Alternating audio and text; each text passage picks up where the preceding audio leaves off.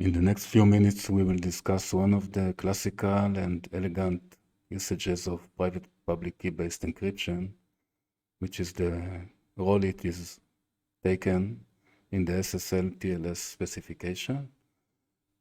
Let's start. When we are using the HTTPS protocol to communicate between the browser and the server, we expect that the traffic is encrypted. For example, this is a request to the login page. We are sending user and password in the request body, and the server responds with the HTML. But it is secured, and we expect that this part of the communication is encrypted. But in order for this part of the communication to be encrypted, both sides, the browser and the server, need to agree upon the encryption key. So let's say that the browser would generate a random encryption key and send it to the server. The server would save the encryption key, would say OK, and both of them would switch to encryption beginning this phase. But there is a integral problem here, because this part of the communication is still not encrypted. So it is the egg and chicken problem.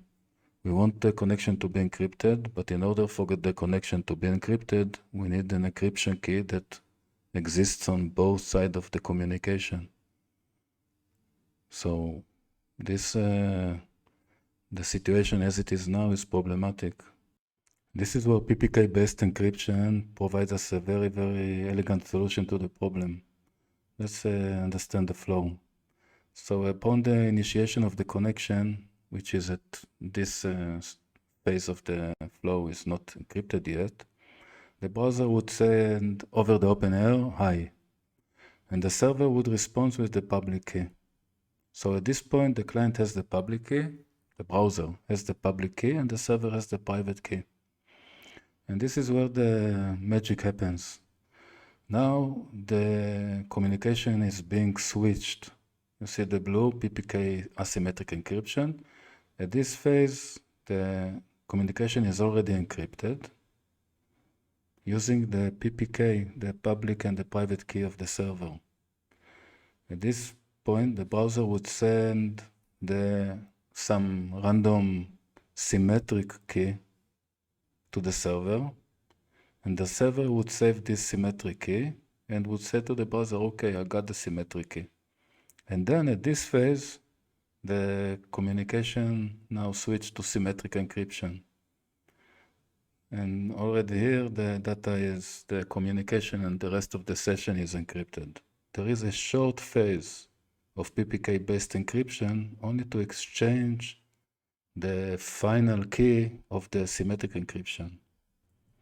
If we look at the summary table of the asymmetric encryption, the PPK-based encryption, we can remember. If you cannot remember, go quickly back to the other video and watch it. We can see that the communication between the client and the server, when it is using asymmetric encryption, is visible only to the server. Any other client, B or C or other million clients that are now connecting to the server, they are not able to see this communication. So this is the magic. Short, simple, and very, very practical. In regard of orientation, we have behind us the PPK related video and the video that we saw now about the usage of PPK with browser server negotiation of the symmetric key. For now, you can continue to two different directions, because one of the next in regard of this flow is to discuss the X509 certificates, which will bring us to the final destination of a working HTTPS connection. But this one is not directly connected to PPK, but I think it's very interesting topic, so it's good to see this. Or you could continue with the usages of PPK in other fundamental technologies of security.